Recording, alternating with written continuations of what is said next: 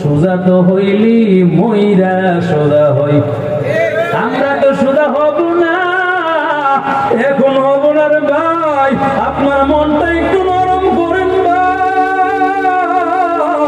আজকে বুঝাইয়া পারি না, মসজিদে নিতে পারি না, জুয়া ছাড়াইতে পারি না, আপনাদের ধূমপান ছাড়াইতে পারি না, আপনাদের খারাপ ছাড়াইতে পারি না, সন্ত্রাসী ছাড়াইতে পারি না। একটু বুঝো বুঝো, আজকে রাত্রে যদি আমি মরিয়া যাই, আমার 4 বছরের বাচ্চাটা পর্যন্ত আমার সামনেই সাদা হয়ে যাবে। আমার মাকে ডাকতে বলবে কুমা আব্বা না, আমার নামাজের পর 5 গুণা মরে নিয়ে যায়। ব্যাপার কি আব্বা দিয়ে উঠে না। এমন সময় মা কথা বলে না, কলিজা ছিয়া যায়। আমি যদি বলি মহিলা গেছে, সন্তান বুঝবে না। আরে 5 গুণার মুসলমান, দিল দিয়া বলে একটু মনটারে বুঝাও। আজকে রাত্রে যদি মরিয়া যাও, ওই সন্তানটা মাকে মা মা বলবে। মা তখন আঁচল দিয়া চোখ মুছে আর বলে, সন্তান আমার কাছে কোনো কথা নাই, যা তোর চাচার কাছে যা, তোর চাচার দিকে যা। চাচাও কিছু বলে না। এমন সময় দাদার কাছে যা, দাদাও হাউ মাউ করে কান্দে। একটু পরে রওনা। ওই যে নিজের একটা দাদি আছে, দাদিও কিছু বলে না। এমন মামার কাছে যা, মামাও কিছু বলে না। বাচ্চাটা আবার বাবার লাশের সামনে আসে, আরে ভাই একটু মনটারে নরম করো। আর কত নামাজ ছাড়বা, আর কত নবীরে কান্দাইবা। তখন বাচ্চাটা বাবার লাশের সামনে আসিয়া বাবার গালে চুমা দেয়, বাবার কপালে চুমা দেয়, কথা বলে না। এমন সময় সন্তানটা লাফ দিয়া মার কোলের মধ্যে গিয়া বলে, মা গো তোমরা সবাই দিচ্ছ, কেন কথা বলো না। এমন সময় মা আসল দিয়ে মুখটার মুইসা বলে, এর সন্তান আমার আর জ্বালাইস না, আমার আর ভালো লাগে না। মন যদি তোর চায় বাবারে জীবনের দেখাটা দে। এমন সময় ওই 4-5 বছরের সন্তান কলিজা দিয়া বুঝতে সর্বনাশ, তখন একটা ফাঁক করিয়া শিক্ষা দিয়া দাদির কোলে চলিয়া যায়। এরে ভাই ওই দিন বুঝবা, কবরে যাওয়ার পরে আমার আল্লাহ বলে, ওই যে ইমানদারটা যখন কবরে রওয়ানা, কবরটা জান্নাতের বাগান। আল্লাহ আল্লাহ আল্লাহ আল্লাহ। আর আল্লাহ বলবে, ফেরেশতার দল, আমার বান্দাটা বড় আল্লাহওয়ালা ছিল, আমার বান্দা আমারে ভুলে নাই। ফজর আযান দেয়, ওই যে মাহফিল থেকে রওয়ানা, রাতের 1টার সময় বাসায় গিয়েও বান্দা ঘুমায়। মোবাইলের মধ্যে সাইলেন্ট দিয়ে বিবিরে বলে, বিবি আমার আমি কিন্তু বয়ান শুনছি, ফজর কাজা করব না। আল্লাহর বান্দা আবার ওই ফজর নামাজের জন্য ঘুম থেকে উঠে সুন্দর করে ওযু বানাইয়া আল্লাহর বান্দা ঠিক মতে ঘুমায় না। যেই মাত্র মসজিদে রওয়ানা, ওই যে ঘুম কাজা করছে, কবরে যাওয়ার পরে আবার আল্লাহ বলে, ফেরেশতার দল, আমার বান্দা আরামের বিছানা পায় নাই। আমার বান্দাটা ওই যে ফ্যাক্টরিতে কাজ করে কি আর কামাইছে, বাড়াবাড়িতে জায়গা কষ্ট করে দিন যাপন করছে। একটু কাজ কর, আল্লাহ ডাকবেন, আল্লাহ আমার বান্দাটার কবর জান্নাতের বাগান বানায়া দে। আল্লাহ আমি সপ্তাহের অন্তরের মধ্যে আখিরাতের ভয় ঢুকাইছে। কিসের ভয়? এই জন্য প্রাইমারিলি বলি, পিটাইয়া মানুষ বালা করা যায় না। আনসারী সাহেব রাহমাতুল্লাহ আলাইহির নাম শুনছেননি? শুনছেন? ব্রাহ্মণবাড়িয়া আনসারী হুজুর, বড় বাপের একজন বুজুর্গ আলেম। আল্লাহ ওনার কবরটাকে জান্নাতের বাগান বানিয়ে দেখ, বলে না আমিন। হুজুর একদিন ঘটনা একটা বলে, বলবো নি? আল্লাহর বান্দা বড় একজন বড় বক্তা ছিল, চিনেননি আপনারা? ব্রাহ্মণবাড়িয়ার সন্তান। উনি নরসিংদীর তানজিম বা কোন মাঠে বয়ান করে উনি বলে এক বেটায় রোগ হলে খালি বউরে মারে। কারে মারে? এমন কিছু জালেম আছে না, বাজারে পারে না, রাস্তায় পারে না, বন্ধু বান্ধব লোকের পারে না, বউর লোক খালি হেডাম দেয়, হেডাম। বিবি আবার তো বেশি কিছু করবি না, অতি কিছু করলে তোর জেলখানায় বসবি। কথা বলেন ঠিক কিনা? এর মুমিন ওই বেটা মারে কেন বিবিরে?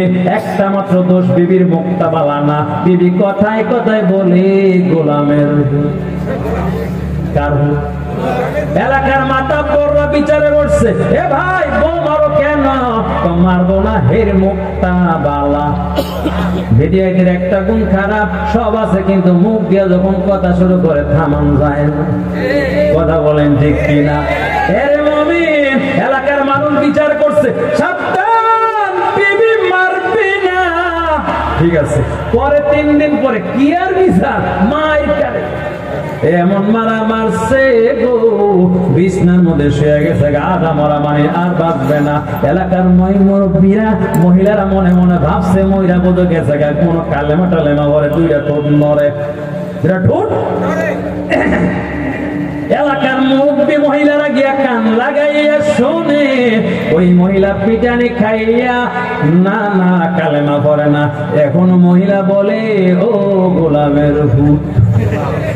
ও আপনারা বলেন পিঠা খাইয়া মহিলা ভালো, কিন্তু অন্তরে যদি আখিরাতের ভয়। সাহাবীর দরবারে নতুন একজন মানুষ আসছে, মুসলমান হবে। নবীর দরবারে নবী আমার, আমি মুসলমান হইতে চাই, একটা কাজ আমার অনুমতি দিবেননি? আল্লাহর নবী বলে কি অনুমতি চাও? বলে হুজুর আমি একটা কাজ জিনা করব, বেবিচার আমার বড় ভালো লাগে। নাউজুবিল্লাহ। এমন সময় নবী চিন্তা করলো, আমি যদি ধমক দেই লোকটা তো দূরে চলে যাবে, ধমক দেওয়া যাবে না, কারণ আমি নবী তো হলাম এমন নবী, ওয়া মা আরসালনাকা ইল্লা রাহমাতাল লিল আলামিন।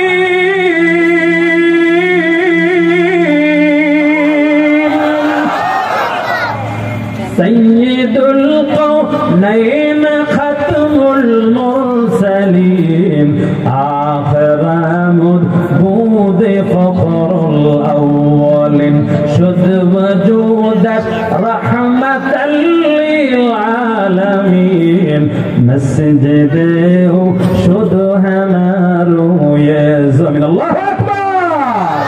নবী আমার দেখেন দেখেন দেখেন কি চিন্তা আমার নবীর ভিতরে। আমরা যদি মসজিদে কেউ যায়, নতুন মুসল্লি উরু জানে না, দমক দেয়। আগের মুসল্লি উরু জানোস, এই বড়া বয়ার মসজিদে যায় না, ছোট বাচ্চা মসজিদে যায়। অনেক মুরব্বীরা দমক দিয়ে, জোরে বলেন ঠিক কিনা? দমক দিবা না, দমক দিবা না। আজকার শিশু আগামী দিনের মুসল্লি, জোরে বলো ঠিক কিনা? মসজিদে নবীর সময় বাচ্চা আসে, নবী আদর করতে। আপনি কত বড় মুসলমান, বাচ্চারে দমক দিলা কেন? মসজিদের রুমের মধ্যে চকলেট রাখো, বাচ্চার হাতে চকলেট দাও। এই বাচ্চা বড় হইয়া বানর বলবে না, আদম বলবে, ঠিক কিনা? কষ্ট দিতেছে মনে চলবো? আল্লাহ কবুল করুক, বলো না আমিন। মুসলমান নবীর কাছ থেকে ইসলাম শিখো। নবী ডাকদা বলে রে তুই মুসলমান হবি? বলে যে আমি মুসলমান হব, তবে একটা অনুমতি দিবেন, আমি অন্য নারীর সাথে আমার রাত্রে চালাইতে আমার বড় ভালো লাগে। নবী বলে যাও যাও, আগে মুসলমান হও, পরে তোমার অনুমতি আমি দিব। আল্লাহু আকবার। ওই নতুন মুসলমান মনে মনে ভাবে আলহামদুলিল্লাহ মুসলমান হব, আবার এদিক দিয়ে ওই কাজ করার সুযোগ পেয়ে যাব। কারণ ইসলামে কোন ধরনের মারামারি নেই, ইসলামে কোন প্রকারের জোরাজুরি নাই। জোরে বলেন ঠিক কিনা?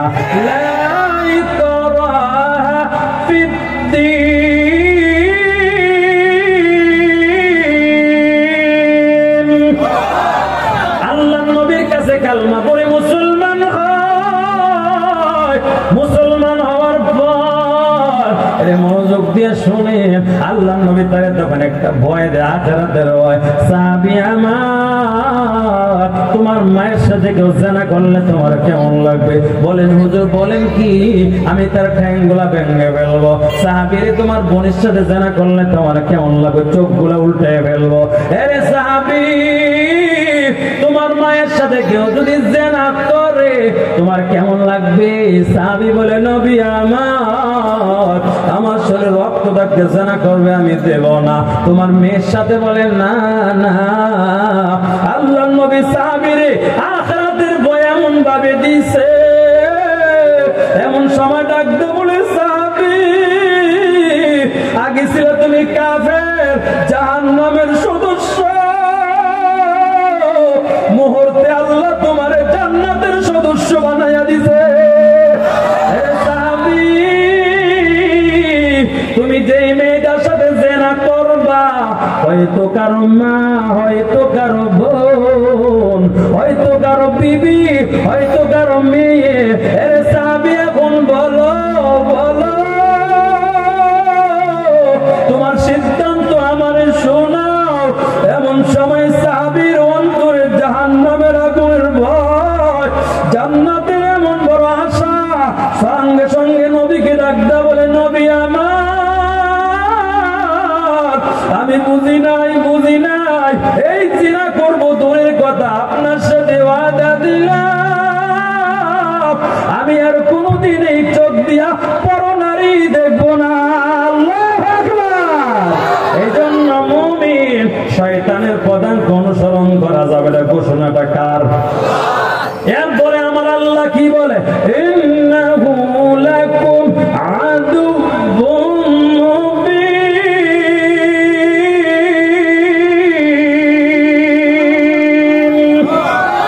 শয়তান আমাদের বন্ধু না দোস্ত। এরে মুসলমান, শুধু আয়াতের তরজমা অল্প একটু সংক্ষিপ্ত ব্যাখ্যা করলে আপনাদের খারাপ লাগবে না তো? এরে মুসলমান ভাই, আল্লাহ বলে শয়তান তোমাদের বন্ধু। কি কি শয়তান মানুষের কি?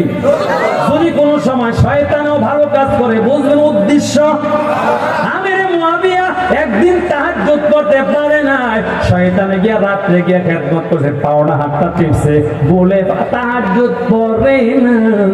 এমন সময় ফজরের নামাজ পড়িয়া আল্লাহর বান্দা আমিরে মুআবিয়া নবীর একজন কাতিবুল ওহী সাহাবী তখন সকালবেলা বলে আফসোস, কেন আমি তাহাজ্জুদ পড়তে পারলাম না। আজকে আমাদের নামাজ নাই, কিন্তু একবার আফসোস নাই, সাহাবীর তাহাজ্জুদ ছুটে গেছে।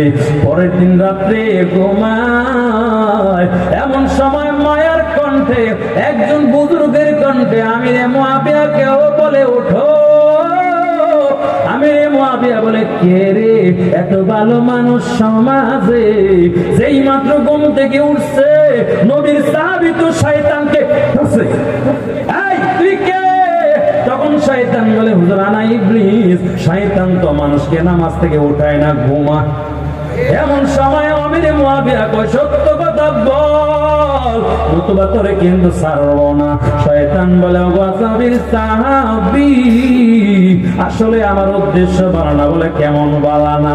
গতকাল কাজে আপনি তাহাজ্জুদ করতে পারেন নাই, 2 রাকাত নামাজ ছুটিয়া গেছে, সারাদিন আফসোস আফসোস আফসোস আফসোস করার কারণে আমার রব্বুল আলামিন 2 রাকাতের বদলায় আল্লাহ আপনার আমলনামায় 1000 রাকাতের সওয়াব দিয়ে দিয়েছে। এই জন্য 1000-এর দরকার নাই, 2 রাকাতটাই নিয়ে যান। এই জন্য শয়তান আমাদের দোস্ত না দুশমন। আল্লাহর বান্দা যদি ইসলামে ঢুকে পরিপূর্ণ না অর্ধেক, এই পরিপূর্ণ যদি ইসলামে ঢুকে বলেন ফায়দা আছে না নাই? এই ফায়দাটা বলে হুজুর আমাদের চেয়ারম্যান সাহেব একটু করে দোয়ার দিকে যাব। এই ফায়দাটা শোনার জন্য কারা কারা রেডি আছেন? আল্লাহরে দেখা। এ মুমিন, যে যদি ইসলামে পুরাপুরি ঢুকে নবী আমার আল্লাহু আকবার পয়গম্বর আরবি বলে আল্লাহ তোমারে এমন একটা দামি জান্নাত দিবে রে বান্দা, যে জান্নাতের দাম কত কত। একটা ইটের কণার দাম যদি এমন দাম, এই দুনিয়া পুরাটা বিক্রি করলো, জান্নাতের করার দাম হবে না। আপনারা সবাই জান্নাতে যাওয়ার জন্য তৈরি আছেন তো ইনশাআল্লাহ? টেনশন করবেন না, আপনারা নৈরাশ হবেন না। আপনারা যদি দুর্বল ঈমান নিয়ে, নরমাল ঈমান নিয়েও জান মরতে পারেন, আমার আল্লাহ বলে পয়গম্বর জানাইয়া দেন, অল্প ঈমান নিয়েও যে বান্দাটা কবরে আসবে, আল্লাহু আকবার, আমি আল্লাহ ওই দুর্বল ঈমানদারের কবরটারে জান্নাতের বাগান বানায়া দিব। কবর কারো জন্য জান্নাতের বাগান, আবার কারো জন্য জাহান্নামের। মিথ্যা কথা? এরে ভাই, জান্নাতের বাগান কার? ওই পরিপূর্ণ মুসলমান আল্লাহর বান্দা যখন কবরে রওয়ানা, যেই মাত্র বাড়ির দিকে রওয়ানা, আল্লাহ আল্লাহ আল্লাহ আল্লাহ, আজকে আমরা বুঝাই বুঝো না, গলা ফাটাইয়া বলি বাংলাদেশ যেই জায়গায় যায়, আসলে কিন্তু পোস্টারে কিন্তু আজকে আমার নাম নাই, দেখছেন নি ভাই অনেকে। কেন আসলাম? আসলে হঠাৎ করে আমার কেমনে পাইলো। আজকে দিনে মাহফিল ছিল চালাকচর এলাকায়, আবার রাত্রে ছিল মাধব ডিএসপি ময়দানে বাদ আল্লাহ শাহ। ওই যে মুফতি মাসুদুর রহমান আলীপুরি ভাই, মোহাব্বতের কলিজার একজন দোস্তুনি আমারে বলে, ভাই মাহফিল কোন দিকে? আমি বললাম দিনে একটা, রাত্রে একটা। বলে সম্ভব যদি হয় আমাদের একটু সময় দিবেন। জিগাইলাম কি আসবে? আল্লামা অধ্যক্ষ মিজানুর রহমান চৌধুরী সাহেব আসবে। নামটা শোনার পর মনে মনে ভাবলাম ওয়াজ হোক আর না, কেমন বুজুর্গ দেখার দরকার আছে না নাই? এই জন্যই প্রথম ময়দানে আসছিলাম, দেখেন না বলে হুজুরে দেখার জন্য। পরে আবার কমিটির লোকেরা বলে, রহমানি ভাই একটু মনে কিছু বাসায় একটু মাদ্রাসা যান। যাবার পরে আলহামদুলিল্লাহ কি মজার মজার মেহমানদারি সামনে হাজির। বলেন আলহামদুলিল্লাহ। আল্লাহ আমার ভাইদেরকে দিনের জন্য কবুল করো, বলো না আমিন। এরে ভাই এখন বুঝবেন না, বুঝবেন ময়রা ময়রা। তখন কোন ব্যাংক ছিলেন, ব্যাংক সাপ ছিলেন, ব্যাংকের সাথে দুস্থ। আসলে কি দোস্ত না শত্রু? এমন সব অনেক সময় দোস্ত পাতে না, দোস্ত পাতার পর ব্যাংকে সাপের দিকে, দোস্ত কেমন আছো? বলে আলহামদুলিল্লাহ বালা। এর দোস্ত একটা কথা বলার মন চায়, বলবো না, বল তবে জিদ উড়াইস না। কি উড়াইস না? বলে জিদ না। এ বন্ধু সাপ, তুমি যখন লাভ রাস্তা দিয়ে হাঁটো, উল্টা পাল্টা হও কেন? তেরা বেড়া বেয়া হও কেন? ওর অসুবিধাটা কি? তুমি ডাইরেক্ট হাঁটতে পারো না। যেই মাত্র তেরা কইছে, সাপ ওই যে আগে চরিত্র, সাপ সুপে উঠছে। এমন সময় ব্যাঙ মনে করলো সর্বনাশ, আমার উপরে আক্রমণ চালাক, এই জন্য ব্যাঙে লাভ দিয়ে পানির মধ্যে পড়ে গেছে। সাপ যখন শো করে উঠছে, 5 জনা মোট থেকে 2টা ছেলে যাইতেছে এদিকে রওয়ানা। হায় সাপ! এমন সময় লাঠি একটা হাতে নিয়ে মায়ের কারে মারার পর সাপ মরে গেছে। আমরা ছোট সময় দেখছি সাপ মারার পরে আই মজে না, তখন রাস্তার মধ্যে নিয়ে শোয়া। আরে বলেন ঠিক কিনা? মনে শান্তি নাই, রাস্তার মধ্যে নিয়ে শোয়া। এরপরে ছেলেরা পিটা পিটা পিটাই দিয়েছে। এমন সময় ব্যাঙে লাভ দিয়া পানি থেকে উঠছে। ওইটা কোনায় বয়া বলে, বন্ধু সোজা তো হইলি মইরা সোজা হই। আমরা তো সোজা হব না, এখন হব না রে ভাই। আপনার মনটা একটু নরম করেন ভাই। আজকে বুঝাইয়া পারি না, মসজিদে নিতে পারি না, জুয়া ছাড়াইতে পারি না, আপনাদের ধূমপান ছাড়াইতে পারি না, আপনাদের খারাপ ছাড়াইতে পারি না, সন্ত্রাসী ছাড়াইতে পারি না। একটু বুঝো বুঝো, আজকে রাত্রে যদি আমি মরিয়া যাই, আমার 4 বছরের বাচ্চাটা পর্যন্ত আমার সামনে সাদা হয়ে যাবে। আমার মাকে ডাকতে বলবে, কুমা আব্বা না আমার নামাজের পর 5 দোনা মরে নিয়ে যায়। ব্যাপার কি ব্যাপার কি? আব্বা দিয়ে উঠে না। এমন সময় মা কথা বলে না, কলিজা ছিয়া যায়। আমি যদি বলি মহিলা গেছে, সন্তান বুঝবে না। আরে 5 দুনার মুসলমান দিল দিয়া বলে একটু মনটারে বুঝাও। আজকে রাত্রে যদি মরিয়া যাও, ওই সন্তানটা মাকে মা মা বলবে। মা তখন আঁচল দিয়া চোখ মুছে আর বলে, সন্তান